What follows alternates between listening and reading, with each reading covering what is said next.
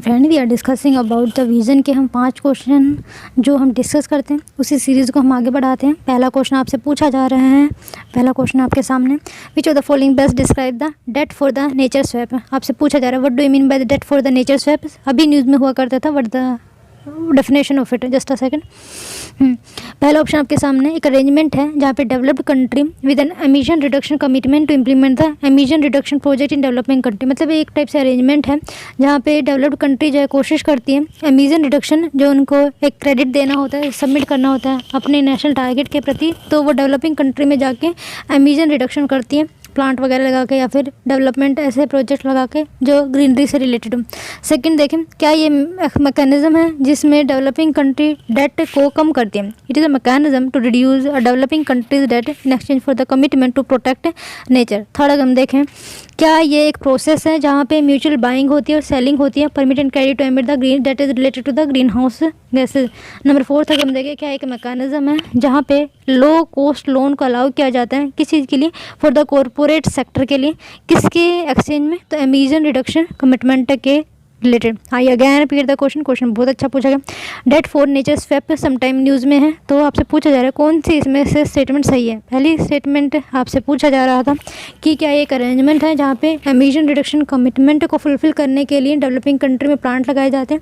Second अगर हम देखें, क्या एक मैकेनिज्म है जहाँ पे डेवलपिंग कंट्री रिड्यूस करे अपने developing country debt in exchange with the commitment to protect the nature. Number third हम देखें, क्या यहाँ पे म्यूचुअल बाइंग एंड सेलिंग होती है credit to emit greenhouse gases. Number fourth देखते हैं, तो एक मैकेनिज्म है जहाँ पे लो कॉस्ट लोन को कॉरपोरेट सेक्टर के लिए एमिशन रिडक्शन कमिटमेंट को फुलफिल करने के लिए दिया जाता है। आगे बढ़ते हैं। अगला क्वेश्चन अगर हम देखें तो अगला क्वेश्चन आपसे पूछा जा रहा है ग्रेट इंडियन बस्टर्ड के बारे में जो हमारी कंट्री में एक स्पीसीज है।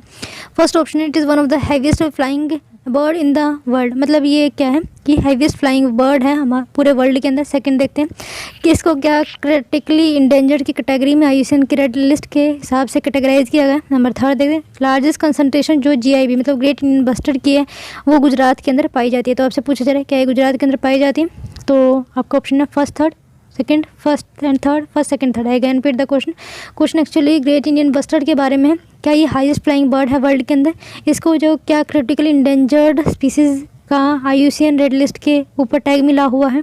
थर्ड देखते हैं, तो लार्जेस्ट कंसंट्रेशन जीआईबी की है वो क्या गुजरात के अंदर पाई जाती है। आगे बढ़ते हैं, ऑप्शन आपके सामने ये रहे। अगला क्वेश्चन देखते हैं। अगला क्वेश्चन आपसे पूछ रहे हैं जो फेज थेरेपी है वो किस चीज़ से रिलेट करता है जो अभी न्यूज़ में हुआ करती थी। पहला है सोमेटिक सेल का यूज़ करना जेनेटिक डिसऑर्डर को ठीक करने के लिए, ट्रीट करना बैक्टीरियल इन्फेक्शन। नंबर थर्ड देखते हैं डिस्ट्रॉय करना cancer cell with the help of the nanoparticle. Fourth अगर हम ऑप्शन देखते हैं मेंटल इलनेस को ठीक करना by using peer to peer connection. आगे बढ़ते हैं। अगला क्वेश्चन देखते हैं। अगला क्वेश्चन इब्न बतूता से रिलेटेड है जो मोहम्मद बिन तुगलक के टाइम पे आया था। आपसे पूछा है इनमें से कौन सी स्टेटमेंट करेक्ट है। He was an Iranian traveller who visited during the 14th century में, क्या ये 14th सेंचुरी में आया था। Number second, he lived at the court of Alauddin Khilji for 8 year. Number third देखते हैं, he was enjoyed at the ruling sultan invite to Chinese emperor. मतलब ये है कि वो जो है चाइनीज एम्पर के पास भी गया था। कुतुब उल हिल एक क्लासिकल ट्रैवल अकाउंट है, उन्हीं की जर्नी के बारे में बताया जाता है। तो आपको बताना कौन सा यहाँ पे सही है। आगे बढ़ते हैं। अगला क्वेश्चन अगर हम देखें तो अगला क्वेश्चन है आर्ट एंड कल्चर से related Basohli school of painting के बारे में पूछा जा रहा है। कंसिडर द फॉलोइंग स्टेटमेंट अब the Basohli school of painting. Basohli painting are consider among the earliest school of Pahari, मतलब पहाड़ी पेंटिंग। हिमालय स्कूल आपने सुना होगा, तो हिमालय स्कूल के अंदर पहाड़ी पेंटिंग का एक स्कूल अलग से आता है। क्या बसोली पेंटिंग उसी का ही कैटेगराइजेशन में आता है। The well known miniature in the form the Rasa Manjari belong to this school. तो रस मंजरी जो है इसी स्कूल से बिलोंग करते हैं जो एक बहुत ज़्यादा फेमस मिनिएचर है। आपको बताना कौन सा यहाँ पे सही है। आगे बढ़ते हैं। आंसर देख ले रहे पहले क्वेश्चन का। पहला था debt for the nature swap का अभी न्यूज़ में हुआ करता था। क्यों? क्योंकि एक मैकेनिज्म है। मेन एम क्या है कि हमें रिड्यूस करना है, reduce the developing country debt. तो जो प्रोटेक्ट वो नेचर को कर रहे हैं या फिर कम एमिशन कर रहे हैं, जो उनका डेट कलेक्ट हुआ है उसको कम करना है, इसमें मेन एम रखा गया। Debt for nature swap for the financial transaction in which the proportion of developing, जो नेशन का फॉरेन डेट है वो कम किया जाएगा। इन एक वॉलंटरी ट्रांजैक्शन है जहाँ पे डोनर कैंसिल भी कर सकते हैं। वर्ल्ड वाइड फंड के द्वारा इसको स्टार्ट किया गया, इनिशिएट किया गया है 1984 में, राइट। आगे बढ़ते हैं। और ये 1984 की बात की जा रही है, बहुत पुराना है। वैसे अभी ये दोबारा से न्यूज़ में आपको बताना है कि न्यूज़ में क्यों है। अगला क्वेश्चन देखते हैं। ग्रेट इंडियन बस्टर्ड के बारे में, क्या ये हैवीएस्ट फ्लाइंग बर्ड है, नहीं बच्चे आपने सुना होगा डोडो या फिर ऑस्ट्रिच, ऑस्ट्रिच है शायद से, तो ये गलत है। इट इज़ कैटेगरी द क्रिटिलियस, ये सही है। क्रिटिकली इंडेंजर्ड की कैटेगरी में इसको रखा गया। हमारी कंट्री के अंदर जो शेड्यूल फर्स्ट है wild life protection act of 1972 का, तो उसके अंदर रखा गया। द लार्जेस्ट कंसंट्रेशन जो है क्या गुजरात में पाई जाती है, तो ये गलत है। थर्ड स्टेटमेंट पे देखते हैं जस्ट अ सेकंड, जो इसकी लार्जेस्ट कंसंट्रेशन राजस्थान के अंदर पाई जाती है, इवन वो वहाँ का नेशनल स्टेट बर्ड भी है ना। बाकी आप देख लीजिए किस तरीके से इसको कंजर्वेशन की यहाँ पे बात चल रही है। 2012 में इससे रिलेटेड एक प्रोजेक्ट भी चलाया गया था, जैसे जिसको हम गोबान के नाम से जानते हैं। जस्ट अ सेकंड, शायद यहाँ पे दे रखा हो। सेकंड स्टेटमेंट पे देखिए, ग्रेट इंडियन डबस्टर है क्रिटिकली इंडेंजर्ड एवियन स्पीसीज है एंड द मेन, और इसकी जो संख्या है 150 से फॉल हुई है। Major reason for cited for the drastic decline जो है large scale unchecked habitat loss इसका रीज़न माना जाता है। पोचिंग इसकी बहुत ज़्यादा बढ़ रही है, प्रेडेटर बहुत ज़्यादा है, for example feral dog and eagles, and insufficient major best state centre के द्वारा कोई ज़्यादा अच्छे कड़े कानून नहीं लेकर आए गए हैं। 2012 के में the Indian government launch project bustard, national conservation programme to protect the Indian bustard along with the Bengali florican, जिसका साइंटिफिक ये नाम दे रखा है। तो आगे बढ़ते हैं, इसमें नाम नहीं दे रखा है, लेकिन एक गोबान करके एक प्रोजेक्ट भी चलाया गया इनको बचाने के लिए। खैर आगे बढ़ते हैं। फेज थेरेपी अभी न्यूज़ में हुआ करती थी, क्या है ये? यहाँ पे हम बैक्टीरिया का यूज़ करते हैं वायरस के against. Treat the bacteria infection by various, मतलब हम बैक्टीरिया को ट्रीट कर रहे होते हैं जो वायरस से इन्फेक्ट हो जाते हैं, तो उसको ही हम फेज थेरेपी के नाम से जानते हैं। बाकी आप यहाँ पे देख लीजिए। आगे बढ़ते हैं। अगला क्वेश्चन है, मेडिवल टाइम पीरियड में बनबूता है, तो इनमें से कौन सी स्टेटमेंट करेक्ट आपसे पूछी गई थी? ही वाज इरानियन ट्रैवलर, तो ये ईरानियन ट्रैवलर है नहीं था, तो कहाँ से? तो अरेबिया का से हुआ करता था। देख लीजिए, पहली स्टेटमेंट है मोरक्को का ट्रैवलर था, sorry. He lived eight the court of the Alauddin के नहीं, मोहम्मद बिन तुगलक के टाइम पे हुआ करता था, रहा करता था। He was appointed as the ruling sultan invite to the China, मतलब हमारी कंट्री का जो सुल्तान मोहम्मद बिन तुगलक, उन्होंने चाइनीज़ एम्परर से मिलने के लिए इनको भेजा था। उन्होंने काजी की उपाधि भी दी थी, है ना। He was appointed qazi of Delhi of Mohammad bin Tughlaq. He occupied this post for 8 year तक वो यहाँ पे रहा था। इसके बाद इसके एम्बेसडर टू चाइना भेजा गए थे। 1342 की हम बात करें, लेकिन बीच में ये इनकी मृत्यु हो जाती है। अगला क्वेश्चन था आपसे पूछा, बसोली स्कूल ऑफ पेंटिंग, ये सही बच्चे जो पहाड़ी पेंटिंग है उसी की ही, मतलब बसोली इन्हीं के अंडर में आती है। और जो वेल नोन मिनिएचर है, बहुत फेमस है, क्या है नाम उसका? रसमंजरी, इसी स्कूल से बिलोंग करती है, तो ये सी भी सही है। बसोली एक small town in Kathua district Jammu and Kashmir में। It was founded by the Raja Bhupat Pal 1635, renowned for a special and vibrant style of Pahari painting. It consider the earliest centre of the painting in the Pahari region and the patronage जो है राजा कृपाल के द्वारा दी गई थी। बाकी आप इसके बारे में थोड़ा और खुद से पढ़ लीजिए, जस्ट अ सेकंड।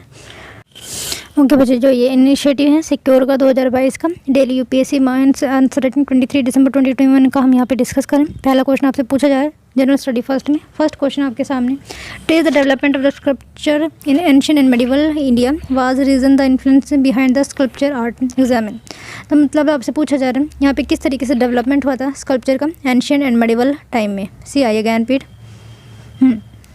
कि किस तरीके से डेवलपमेंट हुआ था किस चीज़ का, स्कल्पचर का, कहाँ पे? एंशिएंट और मेडिवल टाइम में। स्कल्पचर का मतलब समझते हैं, जो आर्किटेक्ट वगैरह बनाए जाते हैं तो उसी को हम स्कल्पचर बोलते हैं। Sculpture and architecture was the reason, मतलब what is the reason behind the, किस क्यों ये आर्ट डेवलप हुई थी, ये आपको एग्जामिन करना। नीड इस क्वेश्चन की ये है कि किस तरीके से इंटेंजिबल हेरिटेज ऑफ इंडिया हमारी कंट्री में डेवलप हुई थी। When asked to examine, we must investigate the topic content in detail, inspect it, investigate and establish the fact है कि किस तरीके से, मतलब जो भी फैक्ट है उसके साथ क्या क्या रिलेशनशिप बनाए जा सकते हैं। लेट्स सी, आप किस से स्टार्ट कर सकते हैं कि हमारी जो कंट्री है glorious and rich Indian sculpture आपको मिल जाएंगे। इन the first part trace the development Indian sculpture किस तरीके से, फॉर एग्जांपल कहाँ से आप स्टार्ट कर सकते हैं? इंडस वैली सिविलाइजेशन से। फिर हमारी कंट्री में मौर्यन एज डेवलप हुआ, पोस्ट मौर्यन एज में क्या क्या हुआ, गुप्ता एज में क्या क्या एक इंपॉर्टेंट फीचर आता है, फिर पोस्ट गुप्ता एज में कौन कौन से हमारी कंट्री में स्कल्पचर डेवलप हुए हैं, और फिर उसका रीज़न भी बताना है किस तरीके से इनके द्वारा पैट्रोनाइज की गई थी। बहुत ज़्यादा स्किलफुल जो पर्सन हुआ करते थे तो राजा के सामने उनको बहुत ज़्यादा सराहाया जाता, इंसेंटिवाइज भी दिया जाता था, एंड कहीं ना कहीं डिमांड भी हो जाती है उस वक्त की। Also cover up the development of the sculpture in the south India, अगर हो सके तो साउथ इंडिया में जैसे संगम टाइम पीरियड किस तरीके से वहाँ पे डेवलपमेंट हुआ, वो भी आप यहाँ पे दे सकते हैं। किस किस के अंडर देंगे साउथ इंडिया का, मतलब आपकी एक टॉपिक होगी कि किस तरीके से हम अपनी कंट्री को बांट सकते हैं, for example north India and south India. North India में जैसे आप इंडस वैली सिविलाइजेशन स्टार्ट करेंगे मौर्य एज से, post Maurya age, Gupta age and post Gupta age. उसी तरीके से साउथ इंडिया में आप स्टार्ट कर सकते हैं पल्लवा एज में, Chola age and Vijayanagara empire, Pandya age भी हम यहाँ पे ऐड कर सकते हैं। फिर उसके बाद आपको बताना है next mention about the major जो थीम रही है इंडियन स्कल्पचर की, जो मेनली वैसे रिलीजियस है, तो कौन कौन सा रिलीजियस है, फॉर एग्जांपल बुद्धिस्ट हो गया, जैनिज्म हो गया, हिंदुइज्म हो गया। इसी तरीके से आपको बताना है सेकुलर जो स्कल्पचर जैसे भीमबेटका की गुफाएं, वहाँ से भी अगर आप स्टार्ट करना चाहते हो तो वो भी एक अच्छा वो हो सकता है। और फिर आपको इसको सब्सटेंट करना है एग्जाम्पल के साथ, फिर आपको कंक्लूड कर देना है। और किस तरीके के नेचर जो स्कल्पचर हैं एंशिएंट एंड मेडिवल टाइम में पाए जाते थे, तो ये इस तरीके से आप इस क्वेश्चन का आंसर दे सकते हैं। मैंने यहाँ पे आपको स्ट्रक्चर बता दिया, आप खुद लिख सकते हैं, न्यू इंडियन एक्सप्रेस में आपको ये टॉपिक मिल जाएगा। खैर आइए पहले मैं दोबारा से इस क्वेश्चन को रिपीट करती हूँ और फिर आपको बताती हूँ किस तरीके से आप इसको लिख सकते हैं। सी आपसे पूछा गया था कि अब डेवलपमेंट बताइए किस तरीके से हमारी कंट्री में स्कल्पचर का डेवलपमेंट हुआ, कब, ancient and medieval time period में। उसके बाद पूछा गया था was religion the major influence behind the sculpture art, क्या हमारी कंट्री में रिलीजन का एक मेन कंट्रीब्यूशन था। तो सिर्फ हमारी ही कंट्री में नहीं बल्कि ओवरऑल वर्ल्ड सबसे पहले जो इन्फ्लुएंसर था वो एक रिलीजन ही हुआ करता था। फिर बाद में एब्स्ट्रैक्ट पेंटिंग स्टार्ट हो गई जिसमें पता ही नहीं चला, फिर सेकेंडली फिर नेचर पे हुआ। इवन मुगल टाइम पीरियड का भी आप अगर दे सकते एग्जाम्पल तो दिया जा सकता है क्योंकि वो मेडिवल टाइम पीरियड में आ जाएगा। एग्जामिन आपको करना था पहले आप किस तरीके से glorious and rich Indian culture, या फिर आप न्यूज़ में भी बता सकते हैं कि जैसे अभी 14th इंटेंजिबल हेरिटेज साइट बनी है दुर्गा पूजा जो वेस्ट बंगाल से आप ओरिजिनेट कर सकते हो। फिर आपको बताना है इसी में किस तरीके से इंडस वैली सिविलाइजेशन में, मौर्यन एज में, पोस्ट मौर्यन एज में, गुप्ता एज में, पोस्ट गुप्ता एज में हमारी कंट्री के अंदर स्कल्पचर डेवलपमेंट हुआ। तो उसी तरीके से साउथ इंडिया की जब हम बात करोगे तो पल्लवा, चोला, विजयनगरा एम्पायर में जैसे विरूपाक्ष वगैरह के जो टेम्पल हो गया उसके बारे में आप बता सकते हैं। फिर आपको बताना है इंडिया स्कल्पचर जैसे रिलीजियस हो गया, बुद्धिस्ट हो गया, जैनिज्म, हिंदुइज्म, फिर उसके किस तरीके से डेवलपमेंट है, सेकुलर डेवलपमेंट किस तरीके से आगे बढ़ा है। अगर आपको कोई रीजनल स्कूल पता है तो उसके बारे में भी आप यहाँ पे बता सकते हैं। कंक्लूड करना है किस तरीके का नेचुरल स्कल्पचर हमारे ancient and medieval time period में पाया जाता था।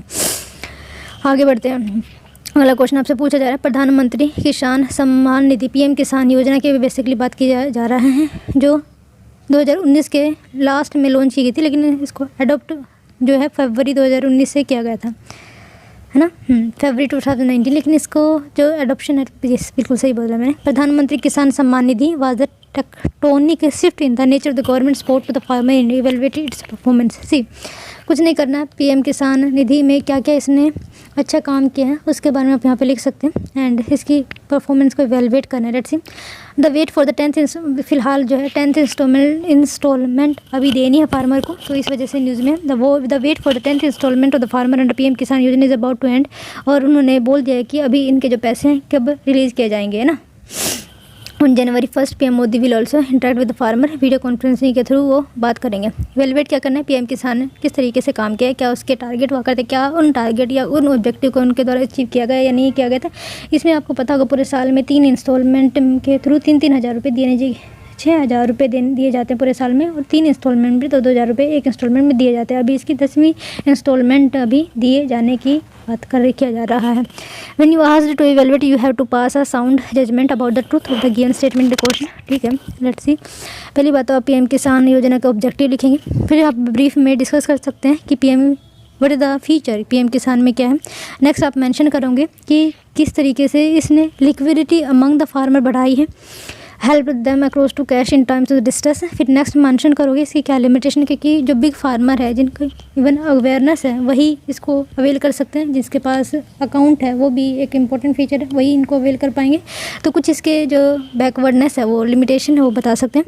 फॉर एग्जाम्पल एक्सक्लूजन एरर है, लैक ऑफ टाइमली डिसबर्सल है क्योंकि अभी तक वेट किया जा रहा था 10th इंस्टॉलमेंट का, नीड फॉर द डॉक्यूमेंटेशन वगैरह यहाँ पे नीड है, तो कंक्लूड कर सकते हैं आप वे फॉरवर्ड से। आगे बढ़ते हैं, अगला क्वेश्चन अगर हम देखें तो voter ID Aadhaar linkage need more consultation as it to the disenfranchise marginalised population till to electoral result critical NAC.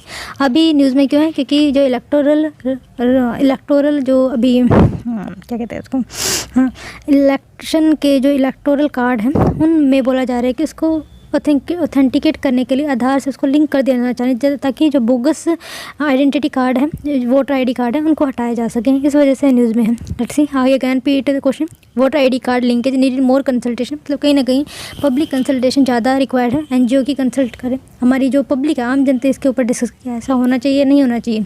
As stand it threaten to अगर ऐसा नहीं होता है तो ये डिसएनफ्रेंचाइजमेंट को कहीं ना कहीं थ्रेटन कर देगी। स्पेसिफिकली मार्जिनलाइज पॉपुलेशन कौन कौन सी होती है मार्जिनलाइज पॉपुलेशन, जैसे गरीब हो गया, वुमेन हो गया स्पेसिफिकली, या फिर जिनकी बार्गेनिंग पावर कम मानी जाती है, माइग्रेंट पॉपुलेशन हो गया, लाइक दैट। आगे बढ़ते हैं, just a second. The government has urged the passage of election laws amendment bill 2021 in parliament, also amend the representation people act of 1950 by facilitate the linkage of the person Aadhaar card with the electoral roll data. एक against इसका point ये भी हो सकता है, case Puttaswamy case के द्वारा बोला गया था कि जहाँ पे मैंडेटरी सर्विसेज प्रोवाइड करनी है वहीं पे ही आप आधार का जो डेटा है, आधार कार्ड जो है कंपल्सरी कर सकते हैं, अदरवाइज़ नहीं कर सकते प्राइवेट के लिए। और जो नॉन एसेंशियल सर्विसेज जो गवर्नमेंट प्रोवाइड करती है वो नहीं आप आधार के साथ कनेक्ट कर सकते, मतलब मैंडेटरी नहीं कर सकते बेसिकली। की डिमांड क्वेश्चन की ये है कि आपको इलेक्टोरल लॉज 2021 के पहले तो वही लिखेंगे क्या क्या फीचर है, फिर किस तरीके से इम्प्लीमेंटेशन कर सकते हैं हमारी जो राइट टू प्राइवेसी है। क्रिटिकली एनालाइज करना आपको व्हेन यू आस्क, चल ठीक है, जस्ट अ सेकंड। आप इंट्रोडक्शन किस तरीके से देंगे, क्योंकि आप कंटेक्स्ट बता सकते हैं न्यूज़ में क्यों है। Being by giving context about the election laws amendment bill 2021 what seeks to achieve. Next the body in the first part mention the need and benefit. पहली बात तो आपको बताना है कि क्यों गवर्नमेंट का क्या स्टैंड है, या फिर वो नीड को ही आपको डिस्क्राइब कर देगा। फिर आपको बताना है क्या इसके बेनिफिट हो सकते हैं, जैसे बोगस जो कार्ड है वो यहाँ से हटाए जा सकते हैं, ठीक है, जो बोगस कार्ड होते हैं उसको हटाए जा सकते हैं, वो ट्रांसपेरेंसी आएगी और रजिस्ट्रेशन में ईजीनेस बढ़ेगी और न्यू वोटर के लिए भी ईजीनेस बढ़ेगी एंड जो डुप्लिसिटी है वो कम होगी।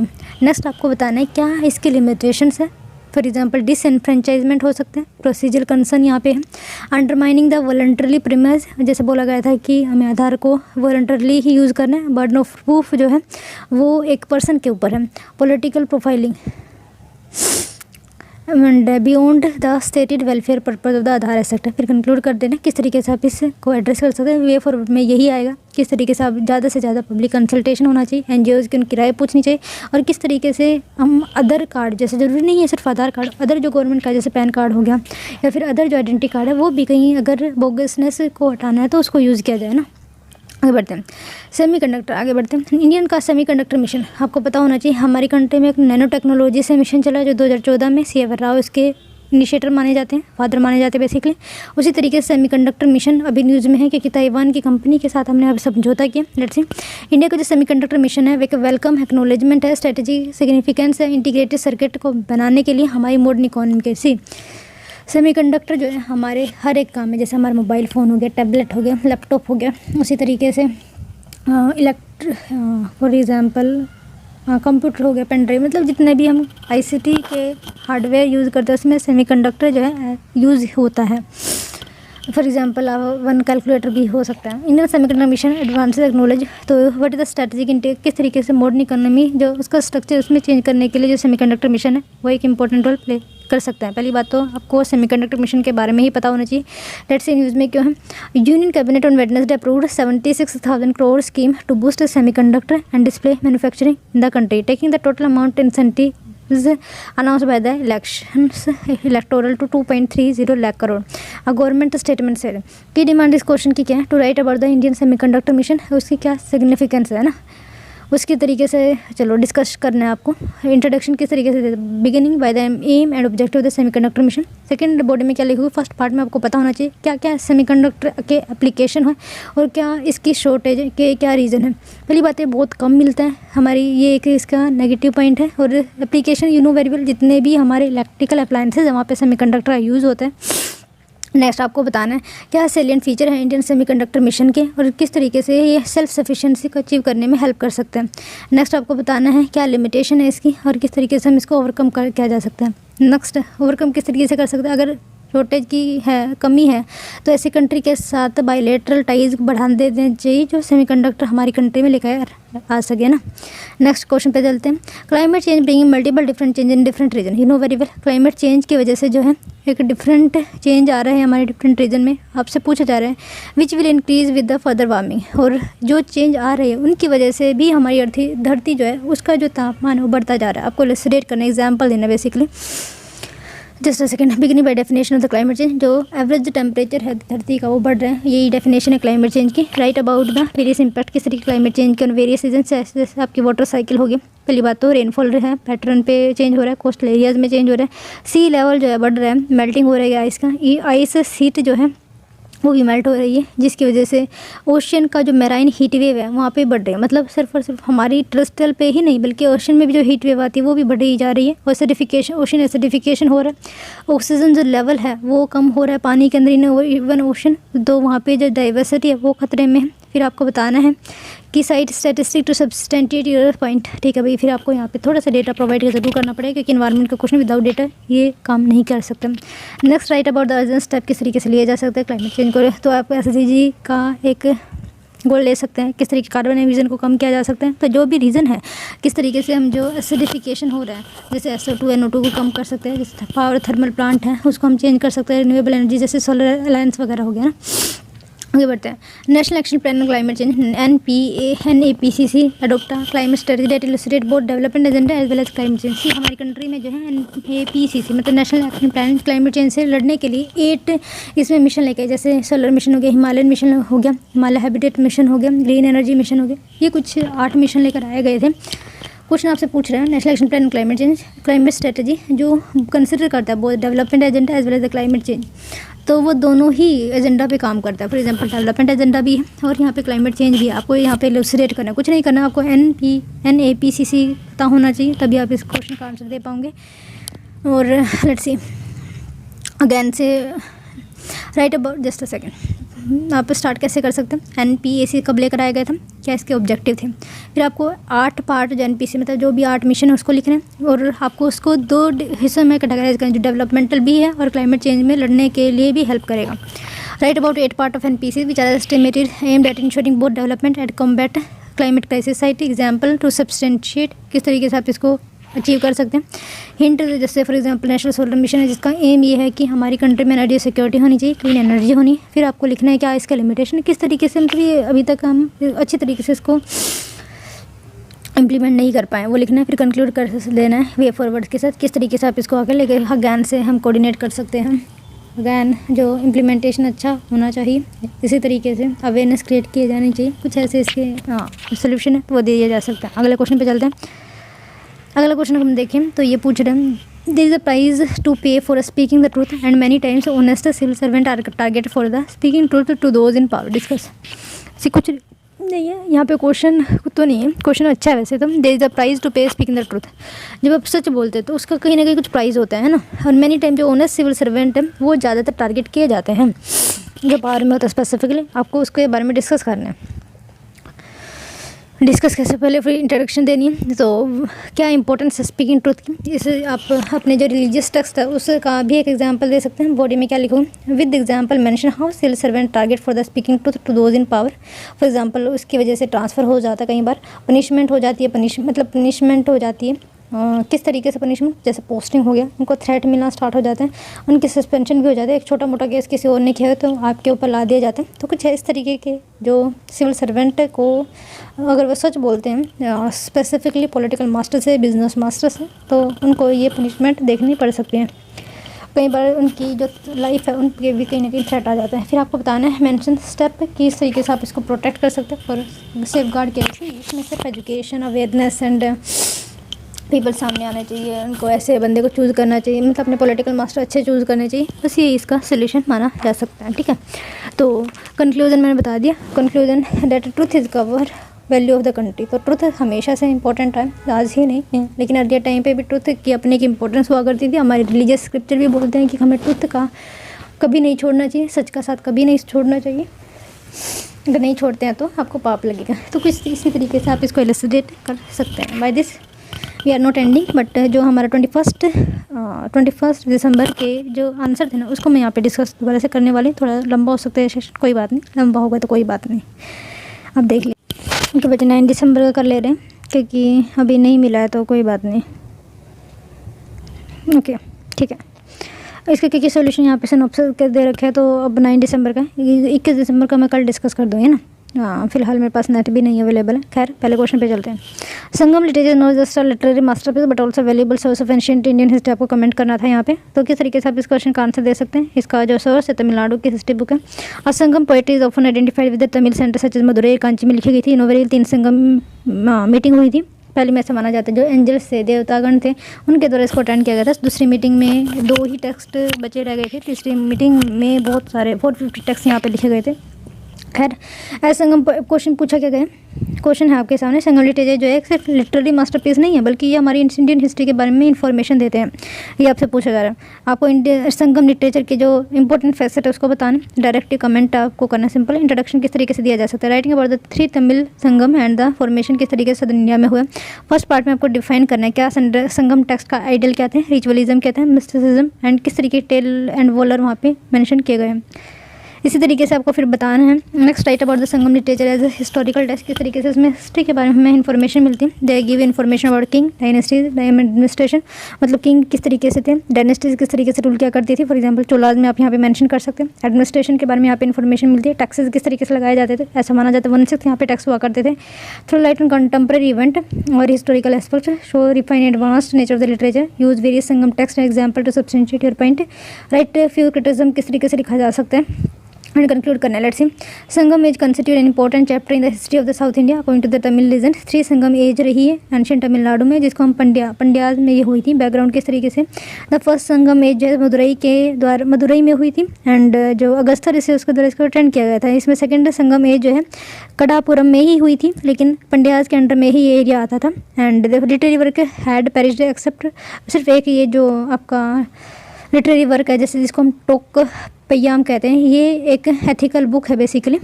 थर्ड संगम एज मदुरई के अंदर हुई थी and founded by the Mudathirumaran. It was attended by large number of poet who produce the voluminous literature. यहाँ पे बनाया गया था। संगम लिटरेचर देख लें। The corpus of the Sangam literature include the दो जो आपका संगम लिटरेचर है क्या क्या इंक्लूड किया जाता है। जैसे आपको टोकपियाम हो गया, टुगई हो गया, पट्टू पट्टू हो गया, पट्टू कुछ ऐसे ही है भैया। नेक्स्ट द मनी में गलही हो गया। ये आपके कुछ इंपॉर्टेंट टेक्स्ट है। It work on the Tamil grammar and यहाँ पे तमिल ग्रामर पे भी अच्छा काम माना जा सकता है। But it provide information on the political and the socio economic condition of the Sangam period. मतलब वहाँ के पीपल किस तरीके से रहा करते थे, किस तरीके का पॉलिटिकल स्ट्रक्चर था, इकोनॉमिक किस तरीके से चल दिया करती थी। बोथ टू गई and Pattupattu were divide into 2 main group, जैसे अहम हो गया जिसको हमला एंड पुराण जो है वैल्यूर, हम इसको डिफ्रेंशिएट कर सकते हैं। नेक्स्ट हम देखें तो पत्थन्नी कलकू कंटेन 18 वर्क थे इसमें जो एथिक्स एंड मोरल के साथ डील करते हैं। उसी तरीके से थिरुवल्लुवर भी इसी तरीके का इसकी थीम थी। नेक्स्ट एक इंपॉर्टेंट टेक्स्ट था नथिंग बट सिल्लाती पत्थीगरम जो इलान अडीगल के द्वारा लिखा गया था एंड मनीगलई जो तलाई रसटनार के द्वारा लिखा गया था, जो इन्फॉर्मेशन देता है किसके बारे में, संगम लिटरेचर एंड पॉलिटी के बारे में। Sangam literature source of the ancient Indian history. कौन कौन सी हिस्ट्री, जैसे पॉलिटिकल हिस्ट्री, तमिल की जो हिस्ट्री है 3 डायनेस्टी जैसे चेरा हो गया, चोला हो गया, पंड्या, इंपॉर्टेंट इन्फॉर्मेशन दिया जाता है। The political history of these dynasty can be traced back to the literary reference also. Next the position of women. Second है सोशल कंडीशन में आप पोजीशन ऑफ वुमेन देख सकते हैं। There the plenty of information किस Sangam literature में कि वो वुमेन की पोजीशन किस तरीके की हुआ करती है संगम एज में। वुमेन पार्ट लाइक जैसे इसमें अच्छी बात ये थी जो 3 संगम हुई थी तो वुमेन का भी यहाँ पे पार्टिसिपेशन देखने को मिला था। The courage women who also appreciate the poem, मतलब वो पोएम भी वगैरह भी लिखा करती है। Next the Sangam society. Sangam society किस तरीके से थी, for example Tolkappiyam refer to the 5-fold division of the lands, जैसे मतलब सोसाइटी की जो लैंड है वो किस तरीके से डिवाइडेड थे ये बताने की कोशिश की जाए। फॉर एग्जाम्पल कुरुंजी जिसको हम हिली ट्रैक जो है उसको कुरुंजी के नाम से जाना जाता था। पेस्टोरल जो लैंड हुआ करती है उसको मुलाई के नाम से। नेक्स्ट द मारूदाम जो है उसका एग्रीकल्चर लैंड से, और जो कोस्टल है लैंड को नियडल बोला जाता था एंड डेजर्ट लैंड को पलाई बोला जाता था। टोकल पियाम जो इंपॉर्टेंट है सेकंड संगम एज में बचा रह गया था। Also refer to the 4 caste के बारे में यहाँ पे इन्फॉर्मेशन दी गई, जैसे अरासार हो गया, अतनार हो गया, वनीगार एंड विल्लार। जिस तरीके से जैसे विल्लार को हम एग्रीकल्चर से डिनोट कर सकते हैं। दो रूलिंग क्लास वाज कॉल्ड अरसार, जो रूलिंग क्लास हुआ कर जो सबसे ऊपर थे, सबसे ऊपर पायदान पे थी, तो उसको हम अरसार के नाम से जानते थे। Anthanar played important significant role polity and religion में। वनीगार जो ट्रेड एंड कम्युनिकेशन किया करते थे, कॉमर्स किया करते सॉरी। वल्लार जो है एग्रीकल्चरिस्ट हुआ करते थे। इंपॉर्टेंट है, प्रीलिम्स के लिए भी पूछा जा सकता है। संगम पॉलिटी अगर हम देखें तो हेरिडिटरी मोनार्की यहाँ पे रहा करती थी। Was the form of the government during the Sangam period. Land revenue was the chief source था स्टेट के इनकम का। कस्टम ड्यूटी जो है इम्पोज की जाती थी फॉरेन ट्रेड पे। ट्रेड अगर हम देखें इंटरनेट फॉरेन ट्रेड हुआ करता था, ऑर्गेनाइज था वेल संगम एज में। तो क्या क्या था, फॉर एग्जांपल एग्रीकल्चर तो हुआ ही करता था, लेकिन स्पिनिंग भी यहाँ पे हुआ करती, कॉटन से भी जो कपड़े वगैरह पहने जाते थे। पोएम जो है मेंशन कॉटन क्लॉथ के बारे में मेंशन की गई है। उसी तरीके से ग्रेट डिमांड थी वेस्टर्न वर्ल्ड में जो कॉटन प्रोड्यूस की जाती है, specifically in the Tamil Nadu side. Pandya का जो कोयम्बटूर आज भी फेमस है। वैसे एग्रीकल्चर पे किस तरीके से था, agriculture was the chief occupation माना जा सकता है। क्या क्या उगाते थे, फॉर एग्जांपल राइस है, रागी है, शुगर केन है, कॉटन है, पेपर है, जिंजर है, turmeric, cinnamon and variety of fruit जो है वहाँ पे उगाए जाते हैं। जैसे कोकोनट भी आप यहाँ पे इंक्लूड कर सकते हो। तो कौन कौन सी इन्फॉर्मेशन इन्होंने दी है, just a second. See political history के बारे में बताएं कि चेरा चोला पांड्याज हुआ करते थे। पोजीशन ऑफ वुमेन किस तरीके से, बहुत अच्छी हुआ करती थी। जो पोएट थी, जो संगम एज थी, उन्होंने भी वहाँ पे पार्टिसिपेशन देखने को मिला। संगम सोसाइटी किस तरीके से डिवाइड हुआ करती थी, किस किस लैंड को किस किस नाम से जानते थे। फिर संगम पॉलिटिक किस तरीके से, जैसे हेरिडेटरी मोनार्की पाई जाती है specifically in the Cholas time period. और ट्रेड के बारे में देखा किस तरीके से जो रोमन के साथ ये ट्रेड किया करते थे। इवन यहाँ पे कई सारे जैसे आपके पोर्ट का मेंशन किया गया, जैसे मुजरी पोर्ट हो गया, पिल्लाई पोर्ट हो गया, एंड ये भी एक इंपॉर्टेंट सेंटर था। और क्या क्या प्रोड्यूस किया जाता था, क्या क्या उगाया जाता था। फिर मैंने एग्रीकल्चर की बात की, क्या क्या यहाँ पे उगाया, फिर कंक्लूजन यहाँ पे दे सकते हैं। ठीक है, सेकंड क्वेश्चन पे चलते हैं। सेकंड क्वेश्चन आपके सामने, क्रिटिकली आपको एनालाइज करना है क्या पोटेंशियल, क्या बेनिफिट होंगे रिवर लिंकिंग के to ensure the greater equality in the distribution of water by enhancing the availability of water हेटेरोडोट एरिया। सी अभी न्यूज़ में क्यों है, क्योंकि अभी यूनियन कैबिनेट में जो केन बेतवा रिवर है उस इंटरलिंकिंग प्रोजेक्ट की हामी भर दी है। इसके लिए पैसे दे दिए गए 44 करोड़ रुपए। एंड अभी केन से जो पानी है वो बेतवा में लेकर आया जाएगा। केन स्टार्ट कहाँ से होती है, तो ये आपकी अमरकंटक है ना, वहाँ से स्टार्ट होती है। उसी तरीके से यमुना की ट्रिब्यूटरी में मानी जाती है। कौन सी बैंक की ट्रिब्यूटरी है, तो राइट बैंक ट्रिब्यूटरी है। की डिमांड क्वेश्चन किया है, इंटरलिंकिंग ऑफ रिवर अगर होता है तो किस तरीके से बेनिफिट होगा, इसमें बेतवा कम पानी से। और लेट्स सी क्रिटिकली आपको एनालाइज करना है। ओके, रिवर इंटरलिंकिंग प्रोजेक्ट का मेन एम ये है कि जहाँ पे पानी की डेफिशिएंसी है वहाँ पे पानी पहुँचाया जा सके। स्पेसिफिकली जो यूपी का बुंदेलखंड वाला एरिया, इससे बेनिफिट होगा। Let's see to link India river by the network of the reservoir and canal but that will allow for their water capacity to share and redistribute water. And body देख ले रहे हैं, background किस तरीके से आप दे सकते हो। बैकग्राउंड वैसे इन्फॉर्मेशन ज़्यादा जरूरी नहीं, लेकिन फिर भी यूनियन कैबिनेट रिसेंटली अप्रूव किया फंडिंग। सेकंड डेडलाइन जो है 8 ईयर तक की है। और उसी तरीके से जो पैसे का आएगा, इसमें कितना खर्च आएगा, कितना यहाँ पे हाइड्रो पावर जनरेट होगा 103 मेगावाट, और ये बुंदेलखंड वाले एरिया में हेल्प करेगा। The project will immense benefit to the water star जो रीजन है बुंदेलखंड, जो आपका एमपी और यूपी में फैला हुआ है। The project expected to boost socio economic जो प्रोस्पेरिटी है बैकवर्ड बुंदेलखंड रीजन की, इससे कहीं ना कहीं इन्हांस होगी, क्योंकि बहुत सारी सिविलाइजेशन जो इकोनॉमिक एक्टिविटी है वाटर के आसपास ही मानी जाती है। Would increase the resting distress migration, जो माइग्रेशन होता है उसको भी कम करने की कोशिश करेगा, जो अर्बन से रूरल में होता है एंड अर्बन का सिटीज़ की तरफ होता है। Next the potential of river linking project, क्या पोटेंशियल हो सकता है, इसके बेनिफिट हो सकते हैं बताने की कोशिश करिएगा। पहली बात तो हम अगर पानी होगा तो खेती कर सकते हैं, वहाँ पे इंडस्ट्रीज़ वहाँ पे लगाई जा सकती हैं। ठीक है, India receive most of its rain during the monsoon season, और जून सितंबर में, लेकिन बाद में पानी नहीं रहता। There will cut farmer dependence on monsoon, तो ये इरीगेशन फैसिलिटी प्रोवाइड करेगा। क्रॉप प्रोडक्टिविटी बढ़ेगी। वन बैड मानसून में हमें डिपेंड नहीं रहना पड़ेगा अगर, तो वहाँ पे फसल जो ख़राब नहीं होगी, पूरे साल की मेहनत नहीं ख़राब होगी बेसिकली फार्मर की। River linking project is the water shortage in western and southern India, और ये कहीं ना कहीं बैलेंस भी करेगा। जहाँ पे फ्लड आती है उसका फ्लड नहीं आएगी, और जहाँ पे ड्रॉट रहता है तो वहाँ पे हम पानी पहुँचा पाएंगे, कुछ ऐसा ही सिस्टम है। Ganga basin, Brahmaputra basin see flood almost every year in order to avoid this, तो कहीं ना कहीं हमें इंपॉर्टेंट हो जाता है ऐसा स्टेप लेना। साइमल्टेनियस फ्लड एंड ड्रॉट, तो ये भी एक रीज़न है। India need clean energy too, हाँ ये भी इंपॉर्टेंट है, क्योंकि अगर यहाँ पे रिजर्वायर बनता है तो यहाँ पे हम एनर्जी, इसमें बताया ना 103 मेगावाट एनर्जी जो है यहाँ पे जनरेट हो पाएगी ना। Fulfilling water need impact socio economic life of people which help and poverty. ठीक है, यहाँ पे सोशो इकोनॉमिक लाइफ जो है वो खत्म होती हुई दिखेगी। Need for interlink river to prevent the inter state water dispute, वो भी कहीं कम होगा, क्योंकि यहाँ पे 2 स्टेट जो है पानी को यूज़ करेगी, इलेक्ट्रिसिटी जनरेट होगी, तो वाटर डिस्प्यूट कहीं ना कहीं कम होगी, क्योंकि इकोनॉमिक से आप इसको जोड़ पा रहे हो। पोटेंशियल बेनिफिट ट्रांसपोर्टेशन, हाँ नेविगेशन वगैरह भी यहाँ पे हो पाएगा। जैसे हम बोलते हैं कि वाटरवे जो है सबसे सस्ता माइग्रेशन का एक ज़रिया है, तो ये भी इससे हम कर पाएंगे। अब चैलेंजेस क्या पोज्ड हो रहे हैं ये भी देख लीजिए। The idea that river linking would allow you to cope up with the flood in the north east and the shortage of water in the Deccan. लेकिन ये भी गलत है, क्योंकि बारिश जब होती है हमारी कंट्री में वो सिर्फ 4 महीने तक ही होती है, और वो सारी जगह ही होती है। 4 महीने में पूरा इंडिया कवर हो जाता है। तो जब एक रिवर में पानी आता है तो दूसरी, जैसे मतलब मान लीजिए केन में पानी ज़्यादा है तो पानी उस वक्त भी आएगा। बेतवा में, केन बेतवा ना, केन से पानी मोड़ा जाए बेतवा की तरफ, जैसे जो बेतवा में कमी है तो जब बारिश आती है तो वो भी भर जाती है। तो ये एक प्रॉब्लम है, ये मिसलीडिंग कहा जा सकता है। This flood come at the time when the most part of the country run short of water, we need to hold the water somewhere to use it dry season. ठीक है, variability in rainfall तो अब जरूर नहीं है, क्योंकि number 3 biodiversity यहाँ पे अफेक्ट होगी। केन बेतवा थ्रेटन अबाउट, तो जो पन्ना टाइगर रिजर्व है उसके लिए भी ये भी आप लिख सकते हैं, केन बेतवा रिवर की वजह से जो 200 स्क्वायर किलोमीटर का जो एरिया पन्ना टाइगर रिजर्व का वो भी अफेक्ट होगा। इंटरलिंकिंग और river will lead to destruction of forest, इसकी वजह से होगा। वाटर वेटलैंड खराब हो जाएगी, लोकल वाटर बॉडीज़ पे कहीं ना कहीं इन्फ्लुएंस होगा। इसी तरीके से हमें ज़्यादा पॉजिटिव एक्सपीरियंस नहीं है वर्ल्ड वाइड। किस तरीके से, जैसे हम अगर अमूर दरिया एंड शायद दरिया, जो ऑस्ट्रेलिया का जो एक्सपेरिमेंट था अमूरे डार्लिंग बेसिन पे मोड़ने का, वो सफल नहीं हो पाए। इसकी वजह से जो पीपल का डिस्प्लेसमेंट है वो भी होगा, जो वहाँ पे ट्राइबल बसते हैं बेसिकली, उसको सबसे ज़्यादा इफेक्ट होगा। एंड इंटरलिंकिंग वाटर की वजह से there will be decrease in the amount of the fresh water entering sea, तो सी का जो वाटर है कम जाएगा। अगर सी में कम जाता है एसिडिफिकेशन वगैरह, अगैन से ये सीरियस थ्रेट हो सकता है हमारी मैराइन लाइफ की। सा कमेटी यहाँ पे अपॉइंट की गई थी।